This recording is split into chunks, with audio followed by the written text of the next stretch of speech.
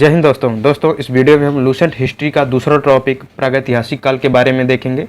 तो आप हमारे साथ आज लगभग 20 लाख ईसा पूर्व से लेकर के 10,000 ईसा पूर्व की मानव विकास की घटनाओं के बारे में देखेंगे कि किस तरह उन्होंने घुमक्कड़ जीवन से अस्थायी जीवन की ओर आग और खेती पशुपालन का खोज उन्होंने कैसे किया, उनका विकास कैसे हुआ। ये इतिहास का पहला टॉपिक है, क्योंकि इसके पहले हमने जो वीडियो देखा तो उसमें प्राचीन भारत की जानकारी के क्या क्या स्रोत हैं उसके बारे में हमने देखा था। इसलिए ये पहला टॉपिक है, इसलिए हम पूरे इतिहास और प्राचीन काल को एक बार फिर से डिवाइड करके देख लेंगे ताकि हमें पढ़ने में आसानी होगी। एक एक टॉपिक को हम कवर करेंगे। इतिहास को दोस्तों जो 20 लाख ईसा पूर्व से लेकर के 1947 के बीच में डिवाइड है और इसको 3 भागों में डिवाइड किया जाता है। प्राचीन भारत हो गया, मध्यकालीन भारत है और आधुनिक भारत है। इसका अलग अलग पीरियड है, हमने पिछले वीडियो में भी इसको बहुत ही अच्छे से देखा था। प्राचीन भारत को दोस्तों कई भागों में डिवाइड करके देखेंगे। इसमें पाषाण काल जो 20 लाख BC से लेकर के 10,000 BC होगा, ये 10,000 BC तक है। BC मतलब बिफोर क्राइस्ट, इसके बारे में हमने पिछले वीडियो में भी देखा है। पाषाण काल, फिर उसके बाद हड़प्पा सभ्यता आता है।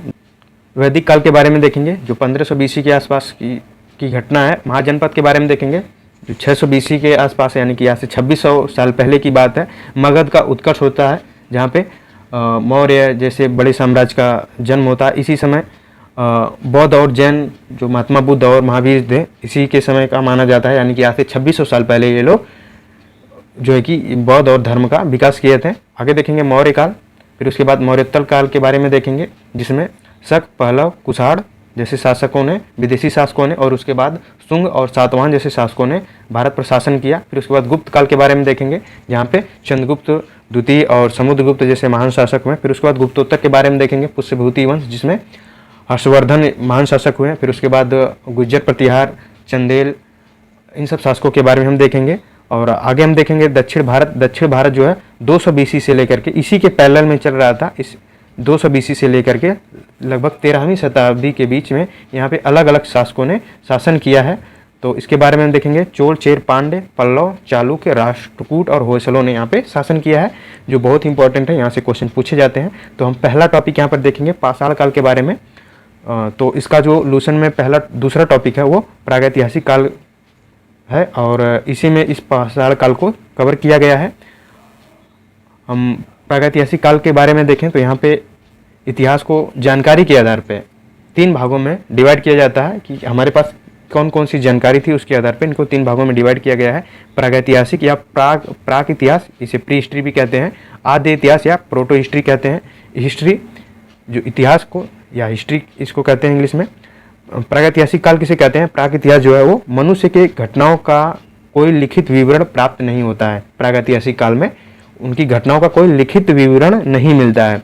आद्य इतिहास में क्या होता है? आद्य इतिहास में दोस्त लिखित विवरण प्राप्त होता है लेकिन उसे पढ़ा नहीं जा सकता। जैसे हड़प्पा काल में जो उनके बारे में जानकारी लिखी गई है लेकिन उसे आज तक पढ़ा नहीं गया है।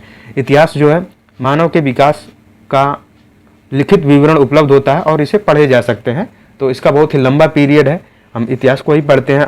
तो इस तरह से इतिहास को साक्ष्य के आधार पर, जानकारी के आधार पर 3 भागों में डिवाइड किया गया। जहाँ पे घटनाओं का विवरण मिलता है, कोई विवरण नहीं मिलता है, उसको प्राक इतिहास कहते हैं, प्री हिस्ट्री कहते हैं। जहाँ पे विवरण मिलता है लेकिन पढ़ा नहीं जा सकता है उसको आद्य इतिहास या प्रोटो हिस्ट्री कहते हैं। जहाँ पे हमें विवरण मिलता है और उसे पढ़ा भी जा सकता है उसे इतिहास कहते हैं।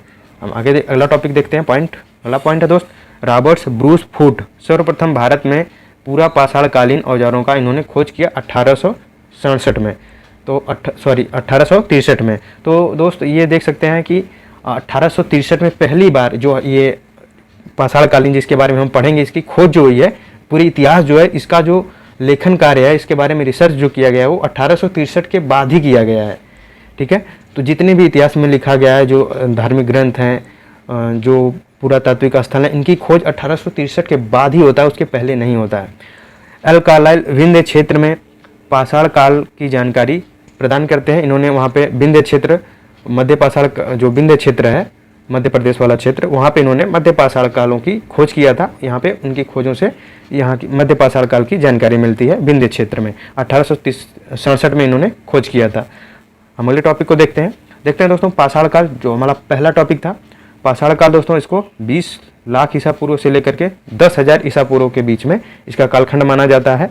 और दोस्तों ये आप इसको सिर्फ संदर्भ के तौर पे लीजिए, आप इसको रटने की कोई ज़रूरत नहीं है। ये हम आपको एक टाइम पीरियड में ले जाते हैं कि आप ये घटनाएं कहाँ कहाँ की हैं, किस समय की हैं। तो ये क्वेश्चन पूछे नहीं जाते हैं, आपको जानकारी के लिए ये चीज़ों को हमने डाला है। आपको इसको रटने की ज़रूरत नहीं है, सिर्फ समझने के लिए कि हाँ इस समय की ये घटनाएं हो रही हैं। इसको देखो, पाषाण काल को दोस्तों अलग अलग काल में डिवाइड किया जाता है। पूरा पाषाण काल है, मध्य पाषाण काल है, नवपाषाण काल है। पूरा पाषाण काल जो 20 लाख ईसा पूर्व की बातें हैं, उसके बाद की बातें इसमें शामिल हैं। मध्य पाषाण काल की दोस्तों ये 12,000 ईसा पूर्व की बात इसमें शामिल है। नवपाषाण काल में जो 10,000 ईसा पूर्व के बाद की घटनाएं को इसमें शामिल किया जाता है। तो हम पाषाण काल की क्या विशेषताएं हैं, पूरे इन पाषाण काल में क्या क्या विशेषताएं हैं, हम इसके बारे में देख लेते हैं। पाषाण काल दोस्तों, इसकी जो विशेषताएं हैं, आरंभिक मानव के बारे में हम देखते हैं कि वो भोजन कैसे प्राप्त करते थे। आप सोचिए, एक ऐसी दुनिया है आज जो ये हम तरह तरह के सीमा विभाजन देखते हैं, हवाई जहाज देखते हैं, खेती उन्नति सब कुछ देखते हैं, लेकिन आप एक ऐसी दुनिया की कल्पना कीजिए। एक ऐसा समय था जहाँ पे ना ही कोई बाउंड्री थी, सारी जो धरती थी वो पेड़ों से, घासों से, जंगलों से, जानवरों से भरी हुई थी। उस समय की ये घटनाएं हैं। तो उस समय जो आरंभिक मानव थे उनका जीवन किस तरह का था, किस तरह से उन्होंने जो है कि समस्याओं को झेला है, उसके बारे में यहाँ पे हमें थोड़ी सी जानकारी होगी। तो आरंभिक मानव जो थे दोस्त, वो उनके जो भोजन कैसे ग्रहण करते थे इसके बारे में हम देखें तो ये भोजन जो है दोस्तों, ये जानवरों का शिकार करते थे, मछली और चिड़िया को पकड़ते थे, जो फल मूल जड़ों को खोदते थे, फलों को खाते थे, जो दाने और पौधों और पत्तियों को खाते थे, अंडे इकट्ठा करते थे, इसलिए इन्हें खाद्य संग्राहक कहा जाता था। ये घूमने, ये दोस्तों ये एक जगह पे अस्थाई नहीं होते थे। आज जैसे देखेंगे हम कि सब लोग अस्थाई, सबका अपना घर होता है, जो है कि कहीं आजीविका के लिए भी जाते हैं, फिर भी वहाँ पे रूम जैसे स्थानों पे एक अस्थाई जीवन जीते हैं। लेकिन उस समय का जीवन दोस्तों घुमक्कड़ी जीवन था, यायावर जीवन था। तो घूमने का क्या कारण होता था, तो एक भोजन की तलाश थी, भोजन के लिए लोग घूमते थे, जानवरों का शिकार करने के लिए दूर दूर निकट तक चले जाते थे, पेड़ पौधों के फलों के लिए घूमते थे, और पानी की तलाश में दोस्तों लोग घूमते थे। तो उस समय दोस्तों कोई खेती नहीं थी, कोई पशुपालन नहीं था, तो इसलिए कोई अस्थायी जीवन नहीं होता। आगे हम देखेंगे जैसे जैसे खेती और पशुपालन का विकास होता है तो उनका अस्थायी जीवन की ओर वो अग्रसर होते हैं। इनकी के बारे में जानकारी कैसे मिलती है, तो जो ये खाद्य, इन्हें दोस्तों आखेटक खाद्य संग्राहक भी कहा जाता है, चूँकि ये शिकार वगैरह करते थे। तो ये जो इनके द्वारा भारत के अनेक क्षेत्रों में निर्मित और उपयोग किए गए वस्तु मिलती है, जैसे पत्थर हो गई, लकड़ियाँ हो गई, और लकड़ियाँ दोस्तों सड़ गई हैं, और फिर भी कुछ साक्ष्य मिलते हैं, और हड्डियों के औजार मिलते हैं। आगे दोस्तों बात करें तो इस देख सकते हैं कि ये पत्थरों जो इनके द्वारा जो पत्थर मिले हैं, ये देख सकते हैं किस टाइप के पत्थर हैं।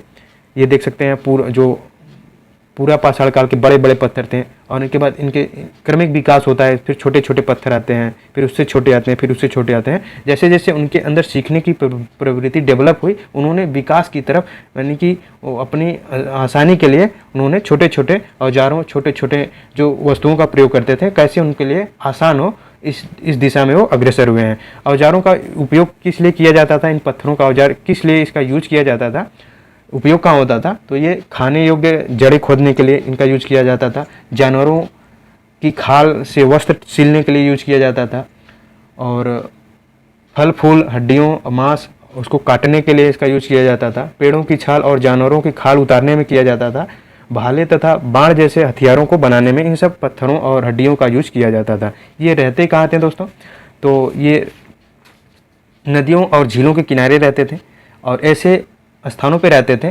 जहां उन्हें उपकरण बनाने के लिए अच्छे पत्थर मिल सके। हम आगे भी मैप में देखेंगे। खेती और पशुपालन की शुरुआत कैसे होती है दोस्तों, इसको हम नवपाषाण में ये धीरे धीरे जो पूरा पाषाण काल से मध्य पाषाण और नवपाषाण के काल में ये धीरे धीरे क्रमिक विकास होता है। तो नवपाषाण काल की घटनाओं में इन्होंने खेती और पशुपालन की शुरुआत कर लिया था।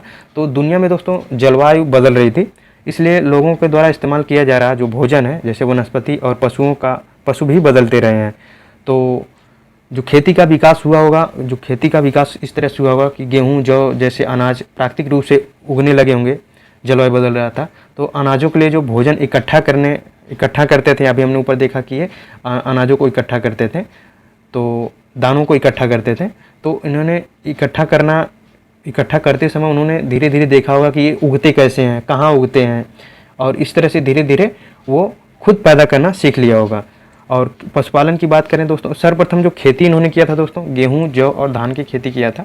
और पशुपालन का विकास कैसे हुआ था दोस्तों, तो इस तरह से उन्होंने देखिए पहले उनका शिकार करते थे, फिर उसके बाद खाने पीने की उनकी आदत और प्रजनन के बारे में उनकी जानकारी हुई होगी, फिर उसके बाद अन्य जंगली जानवरों से उनकी सुरक्षा किए होंगे, तो फिर उसके बाद उन्होंने जानवरों को खुद पकड़ करके पालना सीख लिया होगा। इस तरह से खेती और पशुपालन का शुरुआत होता है। आगे देखते हैं दोस्तों, ये मानव विकास की क्रांति का काल माना जाता है। मानव विकास का बहुत ही ये जो पीरियड है पाषाण काल, देखने में यहाँ से क्वेश्चन बहुत कम पूछे जाते हैं, लेकिन ये पीरियड बहुत ही इंपॉर्टेंट है क्योंकि ये क्रांति काल माना जाता है।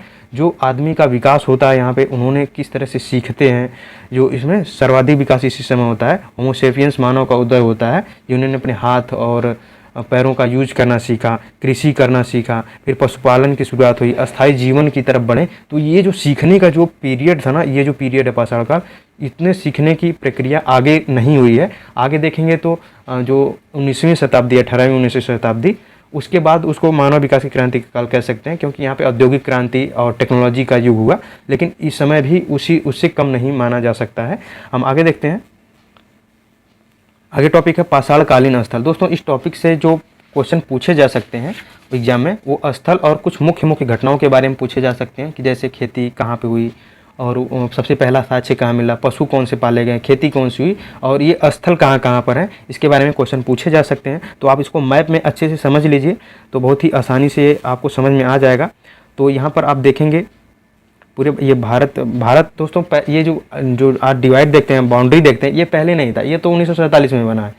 तो पहले ऐसी कोई बाउंड्री नहीं थी, सारे क्षेत्रों में जंगल थे, पहाड़ पर्वत तो तब भी थे, जंगल थे, जानवर थे, घासें थी, मैदान था। तो इस तरह की डिवाइड नहीं थी। इस चीज़ को आपको ध्यान में रखना है, कैसे कैसे डिवाइड होगा, कैसे कैसे क्या होगा। एक क्रमिक विकास जो है दोस्तों, उसको हम आगे देखेंगे कि किस तरह से क्रमिक विकास होता है। तो इस तरह से आपके माइंड में ये एक फिगर बनना चाहिए कि कैसे उस समय क्या स्थिति रही होगी। इसको आप ध्यान में रख के पढ़ेंगे तो बहुत ही आसानी से समझ में आएगा।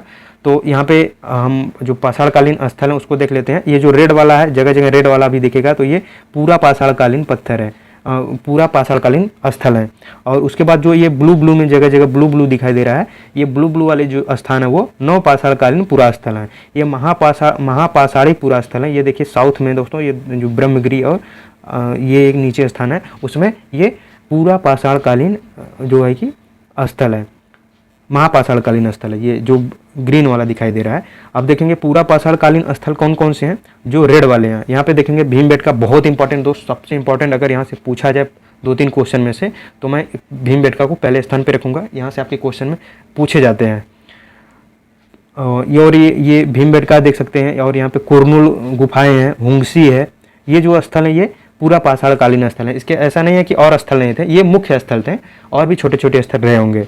और आगे देखेंगे नवपाषाणकालीन स्थल में एक कोल्डिहवा है, एक महागढ़ा है, और एक चिरांद है, बिहार में पड़ता है, और ये दाओजली हेडिंग एक स्थान है, और मेहरगढ़ बहुत इंपॉर्टेंट दोस्तों, ये मेहरगढ़, इसको आप ध्यान में रखिएगा, आगे इसका हम डिस्कशन करेंगे। और एक हालूर एक स्थान है, और एक पय्यमपल्ली स्थान है जो आंध्र प्रदेश में पड़ता है। महापाषाणिक स्थल की बात करें तो दोस्तों ये ब्रह्मगिरी में है, और ये आदिवन्नूर जैसे स्थल हैं। और इस तरह से देख सकते हैं दोस्तों कि पूरा पाषाणकालीन स्थल कहाँ है, नवपाषाणकालीन स्थल। यहाँ पर देखिए ये सारी जो स्थल हैं वो लगभग नदियों के किनारे हैं, सारे स्थल देखेंगे नदियों के किनारे हैं। तो हम आगे देखते हैं दोस्तों, इस मैप को आप अच्छे से ध्यान में रखिएगा। और यहाँ पे देखें कुछ जो आरंभिक गांव बने, शुरू में जो गांव बने, एक इनाम गांव की अभी आगे चर्चा होगा। और जो आधुनिक युग है, आधुनिक जो नगर है, आज का जो नगर है, देखिए स्टार के बारे में, कोलकाता पहले नहीं था, ये आज हुआ है, मुंबई जो है अब हुआ है। ये पहले ये सब स्थल नहीं थे, पुराने स्थल यही सब थे, जो गुफा और मैदानी जैसे क्षेत्रों में ये इनका विकास हुआ है। हम आगे देखते हैं। पूरा पाषाण काल जो है, पूरा पाषाण काल के बारे में देखें तो हमने पाषाण काल को 3 काल में डिवाइड किया था, 3 भाग में। यहाँ पे हम देख लेते हैं। हमने पाषाण काल को दोस्तों अलग अलग कालखंडों में डिवाइड किया है, जो है कि पूरा पाषाण काल और मध्य पाषाण काल और नवपाषाण काल। इसका अलग अलग टाइम पीरियड है। 20 लाख BC और 12,000 BC से मध्य पाषाण काल का स्टार्ट होता है, और 10,000 BC यानी कि 10,000 ईसा पूर्व के में नवपाषाण काल का स्टार्ट होता है।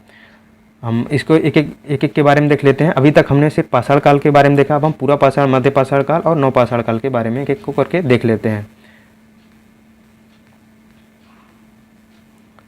देखिए ये पूरा पाषाण काल, पूरा पाषाण काल की क्या विशेषताएं हैं, वो पूरी विशेषताएं इन्हीं पाषाण कालों की हैं जो हमने एक जगह इकट्ठे बता दिया है। अलग अलग पीरियड में क्या क्या होता है। यहाँ पे आधुनिक मानव होमो सेपियंस का उदय होता है। बहुत इंपॉर्टेंट है, ये पूछा जा सकता है कि होमो सेपियंस का उदय कब हुआ।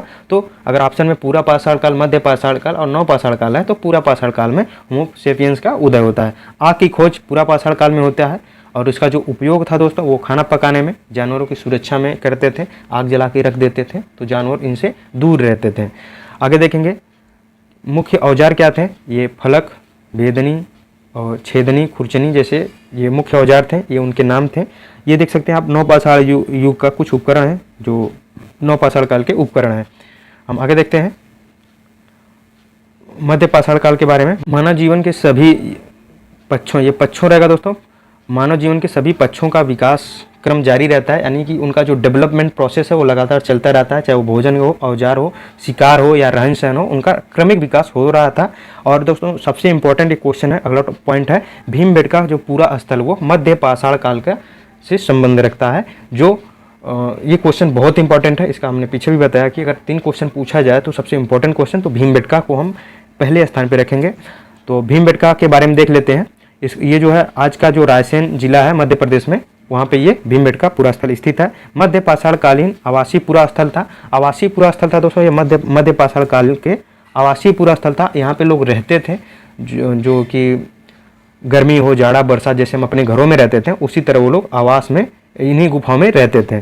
तो ये जो है कि वहाँ पे रहते रहते उन लोगों ने यहाँ पे चित्रकारी जैसे कुछ पेंटिंग किया है, तो इसलिए यहाँ पे बहुत ही स्थल इम्पोर्टेंट हो जाता है। तो नर्मदा नदी के किनारे ये स्थित है और विंध्य पर्वत श्रृंखला पर स्थित है।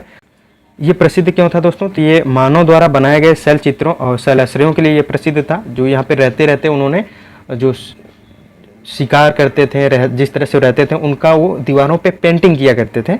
और ये गुफाओं में रहते थे, इसलिए ये क्षेत्र बहुत ही इम्पोर्टेंट हो जाता है ये गुफा। और ये भारतीय उपमहाद्वीप में मानव जीवन का प्राचीनतम चिन्हों के लिए दोस्तों, प्राचीनतम चिन्हों के लिए ये प्रसिद्ध है कि भारतीय उपमहाद्वीप में मानव जीवन का भी विकास हुआ था। ये सबसे बड़ा उसका साक्ष्य है। खोज इसका किसने किया था, तो इसका खोज दोस्तों पूछा जाता है, बहुत इंपॉर्टेंट है। इसका खोज डॉक्टर विष्णु श्रीधर वागड़कर ने किया था 1957 और 58 ईस्वी में। तो हम अगला टॉपिक इसको देखते हैं, बहुत इंपॉर्टेंट है, खोज पूछा जा सकता है। आप वो जो है कि विष्णुधर वागड़कर इसको ध्यान में रखिएगा। अगला है महत्वपूर्ण स्थल क्यों है दोस्तों, जिसे राष्ट्रीय महत्व का स्थल 1990 में घोषित किया गया। यूनेस्को विश्व धरोहर स्थल भी इसे 2003 में घोषित किया गया है। अगला जो टॉपिक है दोस्तों वो नवपाषाण काल है, उसके बारे में देखते हैं। तो यहाँ पे कृषि और पशुपालन की शुरुआत होता है। हमने देखा कि किस तरह से कृषि उन्होंने स्टार्ट किया होगा, पशुपालन कैसे किया होगा। तो सर्वप्रथम उन्होंने जो खेती किया था दोस्तों वो गेहूं का खेती किया था, पहली फसल मानी जाती है। और जौ और धान का भी उन्होंने सर्वप्रथम खेती किया था। उदाहरण के लिए बात करें दोस्तों, मेहरगढ़ हमने ऊपर देखा था, मेहर जो पाकिस्तान वाले क्षेत्र में पड़ता है, मेहरगढ़ यहाँ पे सर्वप्रथम कृषि की शुरुआत होती है। और यहाँ पे मेहरगढ़ में दोस्तों कब्रों में मृतक के साथ सामान भी रखा मिलता है। यहाँ पे रखने की जो परंपरा थी, यहाँ पे देख सकते हैं जो एक मृतक है उसके साथ कुछ सामान रखे गए हैं। और इसके साथ दोस्तों बकरी रखी गई है, देख सकते हैं उसके कंकाल हैं, बकरी के कंकाल हैं। तो ये मेहरगढ़ का कब्र का चित्र है, आप देख सकते हैं यहाँ पे ये बकरी का कंकाल है। और यहाँ पे कुछ और वस्तुएं रखे गए हैं जो औजार यूज करते थे, और कुछ खाने पीने की सामान भी यहाँ पे रखने की परंपरा थी। ऐसा इसलिए कि वो लोग मानते थे कि मरने के बाद भी जीवन होता है, इसलिए ये परलोक में जाने के बाद इनके खाने के काम में आएंगे। इसी तरह दोस्तों एक चित्र फेमस है, बहुत ही इंपॉर्टेंट, आप जरूर सुनोगे, मिस्र का पिरामिड। जो पिरामिड वहाँ के शासक होते थे, उनको जो मर जाते थे तो उनको उनके शव को पिरामिड में दफनाया जाता था। उसके साथ दोस्तों बहुत ही महंगी महंगी वस्तुएं जो है कि रखी जाती थी, जैसे सोने चांदी का भी वहाँ पे रखना उनकी परंपराएं थी। साथ में दासियों को भी रखा जाता था वहाँ पर, कि ये लोग जो है कि परलोक में इनका सहायता करेंगे। तो इस तरह की चीज़ें तो भारत में नहीं था कि दासों या दासियों को या बहुत महंगी चीज़ों को यहाँ पे रखा जाए। यहाँ पे बकरी जैसी चीज़ों को रखा गया है, और पत्थर थे और औजारों को भी इनके साथ दफनाया गया है। हम आगे देखते हैं, अस्थाई निवास की शुरुआत होती है नवपाषाण काल में। तो उदाहरण जो मिलता है दोस्तों, अस्थाई निवास क्यों होता है, इन्होंने कृषि करना सीख लिया, पशुपालन स्टार्ट कर दिया, तो कृषि कर रहे हैं तो वहाँ पे देखेंगे कि जब कहीं भी कृषि कोई करता है, आप जानते होंगे कि कृषि में टाइम लगता है कि बुआई होती है, फिर उसके बाद उसकी निराई होती है, उसका देखभाल होता है जानवरों से, फिर पकने का समय लगता है, मतलब 5 से 6 महीने, 4 से 5 महीने, कम से कम 3 से 4, 5, 6 महीने लगता है। तो इसलिए उनको उसकी सुरक्षा के लिए, देखभाल के लिए एक जगह रहना पड़ता था। तो अस्थायी निवास की जो शुरुआत होता है, जो उसका उदाहरण जो मिलता है गर्तावास या गड्ढा घर, ये बुर्ज होम जम्मू कश्मीर में इसका जो है कि साक्ष्य मिलता है, जो गड्ढों में घर बना के लोग रहते थे। पहला पशु दोस्तों, पहला पालतू जो पशु था दोस्तों वो कुत्ता था। मिट्टी के बर्तन बनाने के लिए चक्र का प्रयोग की शुरुआत हुआ।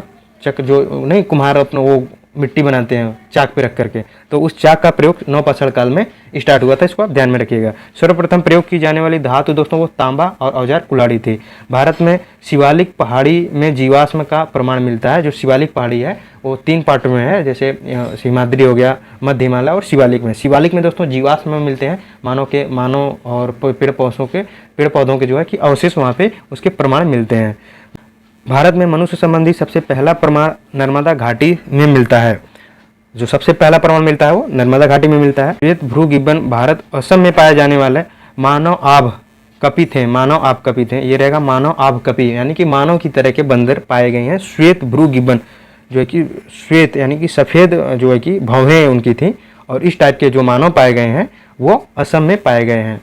आगे एक बहुत इंपॉर्टेंट ये क्वेश्चन पूछा गया था कि महापाषाण पूरा स्थल, हमने देखा कि भारत के जो है कि दक्षिणी भागों में महापाषाणी पूरा स्थल था, वहाँ से रिलेटेड क्वेश्चन पूछा गया है कि महापाषाण जो है कि इसकी इंग्लिश जो होती है वो मेगालिथ होती है, इसका संबंध कहाँ पर था।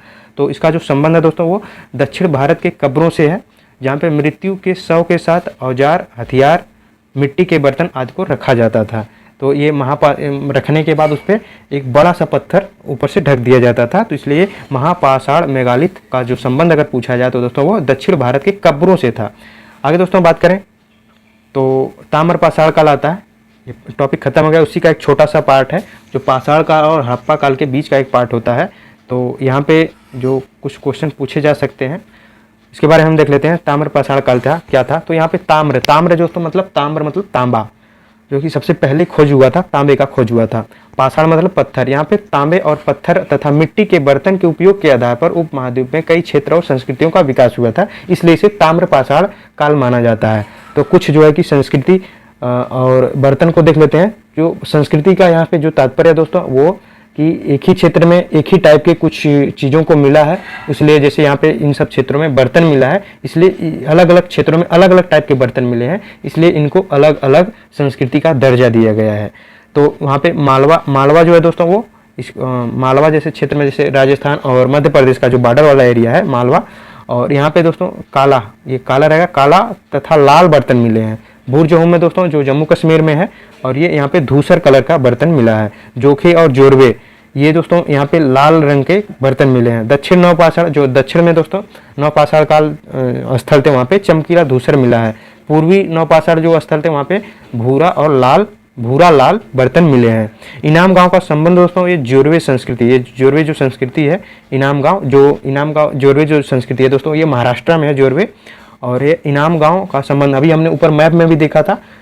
तो वहाँ पे दोस्तों ये जो इनाम गांव है इसका जो संबंध है वो जोरवे संस्कृति ताम्रपाषाण काल से संबंधित ये सबसे बड़ी बस्ती थी। जो ये ताम्रपाषाण काल की सबसे बड़ी बस्ती जो थी वो इनाम गांव था, और जो ये कहाँ पे पाया गया था, ये जो है कि जोरवे संस्कृति से इसका संबंध होता है। तो इस तरह से दोस्तों हमने इस वीडियो में प्रागैतिहासिक काल, पूरा पाषाण काल, मध्य पाषाण काल, नवपाषाण काल और ताम्रपाषाण काल के बारे में डिस्कशन किया, इसके बारे में हमने देखा। आप इस वीडियो को केवल 1 से 2 बार ही देखें, खुद से सेल्फ रीडिंग करें, क्योंकि एक बार आप देखेंगे आपको अच्छे समझ में आ गया होगा, तो आप खुद से पढ़ें। अगर नहीं समझ में आ रहा है तो एक बार और देख लें, फिर बार बार वीडियो को मत देखें, खुद से पढ़ने का प्रयास करें, इंडिपेंडेंट बनिए और अपने अंदर जो प्रतिभा है उसको और कौशल है उसको पहचानिए, उसको बूस्ट कीजिए, उसको बढ़ाइए, अपने अंदर की क्षमताओं को दोस्त बढ़ाइए। आप पढ़ सकते हैं, आप कर सकते हैं। अगर आपको नहीं समझ में आ रहा है तो 1 बार 2 बार वीडियो देख लीजिए, लेकिन उससे ज़्यादा मत देखिए। अपने अंदर की जो क्षमताएं हैं उसको डेवलप कीजिए। मिलते हैं अगले वीडियो में जो हड़प्पा काल से संबंधित होगा। अपने स्वास्थ्य, पढ़ाई को ख्याल रखिए। Thank you. जय हिंद।